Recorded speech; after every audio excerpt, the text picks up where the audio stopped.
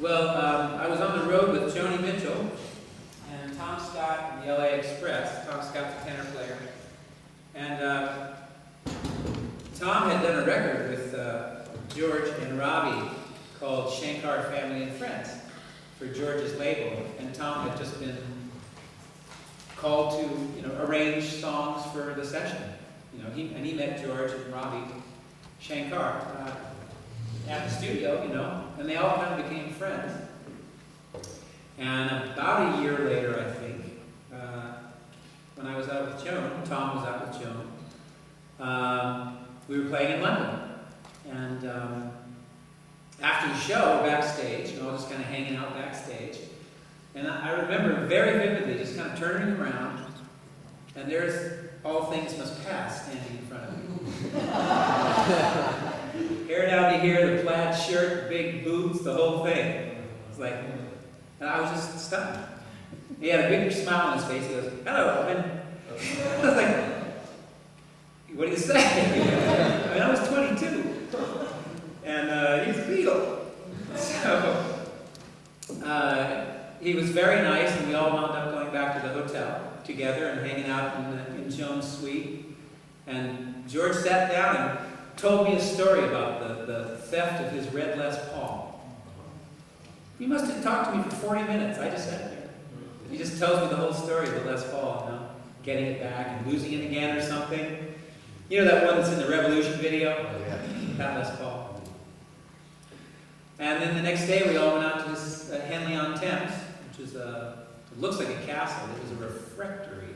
Is that what you call it? A nunnery. Refectory? Anyway, nuns lived there.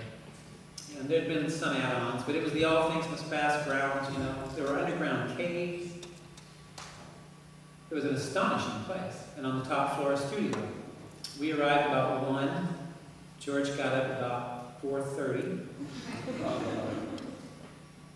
Gauloises in hand, big smile, making tea. Hung out, started recording about 1 in the morning. Until about 7 a.m. And you can imagine there were things to keep you up. And so after that, he called and invited me to do the tour, which was the Dark Horse tour. And it was basically a U.S. tour. I only remember playing Vancouver. We might have played other cities in Canada, but it was mainly a U.S. tour. I think that was my first concert. Hmm. Wow. It was pretty strange, wasn't it? Wow.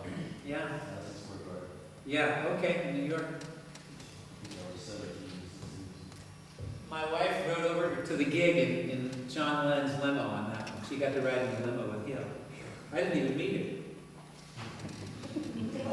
It was pretty wild. People like David Bowie would be around. Bob Dylan was on the plane with us for 3 days. Peter Sellers was there for a couple of days. Steve Cropper showed up. It was pretty amazing. Pretty amazing. But I was like this blues and jazz guy. Quite frankly, I was like, wow, it was just like this show. And I didn't feel like I actually fit, I felt a little kind of out of place because really all I wanted to do was, I would have rather been on the road with Miles Davis, or something like that. So my head was kind of in a different place. There were a couple of years of that kind of stuff, with Joni, George, where it was like rock and roll. And then, and it was all